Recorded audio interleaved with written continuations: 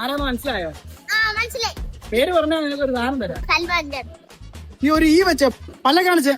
ഇന്ന് നമ്മുടെ ദാസപ്പന്റെ നിശ്ചയമാണ്. പോകുന്ന വഴിയിൽ ഒരു വ്യൂ ഉണ്ട്, നിങ്ങളെ കാണിക്കാമെന്ന് ഓർത്തു. ഈ ബ്രിഡ്ജിന് താഴെ ഉണ്ട്, എന്ത് രസമല്ലേ, വെള്ളം ഒഴുകുന്നുണ്ടോ. ബാക്കി വിശേഷങ്ങളെല്ലാം അവിടെ പോയിട്ട് കാണാം. ഇതാണ് യേശുവിന്റെ ഫിഗർ ചെയ്യുന്ന ആളാണ്. ഒന്നും കൂടെ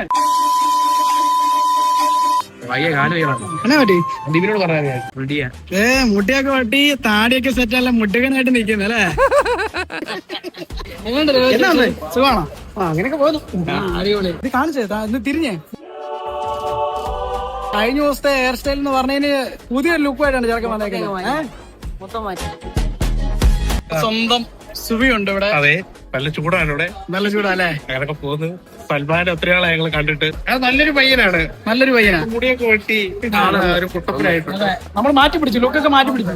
ഭംഗിയായിട്ടുണ്ട് ചെറുക്കൻ. മുട്ടുകനായി. നാണം ചെറുക്കൻ സ്റ്റേജിൽ കയറി പ്രസംഗിച്ചില്ലെന്ന് തോന്നുന്നു.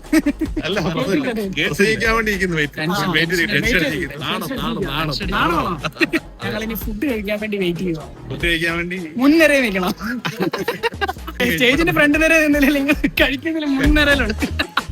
കഴിച്ചിട്ട് കാണാം നമുക്ക്. റെഡി അല്ലേ? റെഡി. ഞാൻ തുടങ്ങി. അതുകൊണ്ട് ചോദിക്കുന്നതിന് മുന്നേ തുടങ്ങിയതേ. ഇത് വരുമ്പോ എന്തായിരിക്കും ആർക്കറിയാം. നല്ല ഫുഡ്. അടിപൊളിയാണോ? ഗ്രേവി കുറവാണോ? ചോദിച്ചു വാങ്ങിക്കൊന്നും നോക്കണ്ട. പക്ഷെ അവർ ഐസ്ക്രീം പോലെ ആയിപ്പോയി. അങ്ങനെയുണ്ട് സ്ഥലത്തന്നെ ഫുഡ്. തിരക്കാ.